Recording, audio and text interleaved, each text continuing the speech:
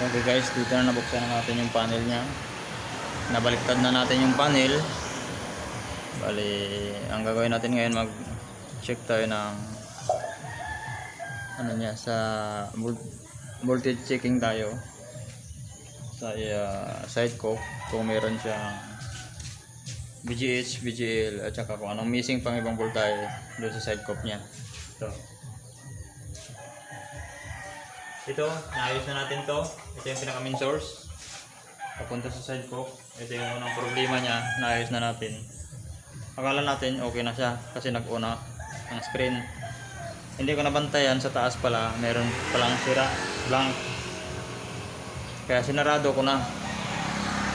Nung pag-open ko na talaga siya, nakita ko, napansin ko na wala palang display sa taas. Yun, doon ko na ano, kaya bubuksan natin ulit. Check natin dito sa pinakataas na side cope.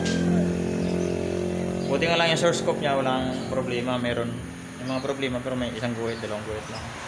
Yung dito tayo sa side cope, bali, mag-trace muna ako tapos i-post ko muna to.